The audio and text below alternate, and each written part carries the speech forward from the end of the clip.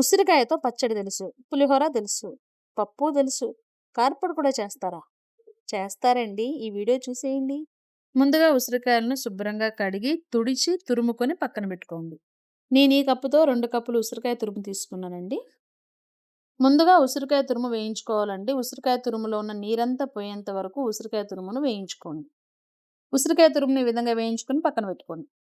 ఇప్పుడు ఇదే గిన్నెలో 1 కప్పు ఎండు కొబ్బరి తురుము వేసి వేయించుకోండి. ఏ కప్పుతో అయితే ఉసిరికాయ తురుము తీసుకున్నామో అదే కప్పుతో 1 కప్పు కొబ్బరి తురుము తీసి వేయించుకోండి. కొబ్బరి తురుము వేగిందండి. ఇప్పుడు దీన్ని మరో గిన్నెలో తీసేసుకోండి. ఇప్పుడు అదే గిన్నెలో అరకప్పు పచ్చి శనగపప్పు వేసి వాటిని కూడా వేయించుకోండి. వేగిన శనగపప్పును మరో గిన్నెలోకి తీసేసుకోండి. ఇప్పుడు అదే గిన్నెలో అరకప్పు మినుములు కూడా వేసి వాటిని కూడా వేయించుకోండి. వేగిన మినుములు కూడా మరో గిన్నెలో తీసుకోండి. ఇప్పుడు అదే గిన్నెలో 20 లేక 30 ఎండుమిర్చి తీసి వేయించుకోండి. మీ కారానికి తగ్గట్టుగా మీరు తీసుకోండి. వేగిన ఎండుమిర్చిని మరో గిన్నెలో తీసి పక్కన పెట్టుకోండి. ఇప్పుడు వీటన్నిటిని చల్లార్చుకోండి. ఉసిరికాయ తురుము తప్ప మిగిలినవన్నీ ఒకదాని తర్వాత ఒకటి మిక్సీ పట్టుకోవాలండి.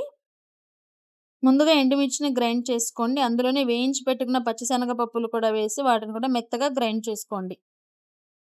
ఇప్పుడు ఇందులో వేయించి పెట్టుకున్న మినుములు వేసి వాటిని కూడా మెత్తగా గ్రైండ్ చేసుకోండి. ఇందులోనే వేయించి పెట్టుకున్న ఎండు కొబ్బరి కూడా వేసి మెత్తగా గ్రైండ్ చేసుకోండి.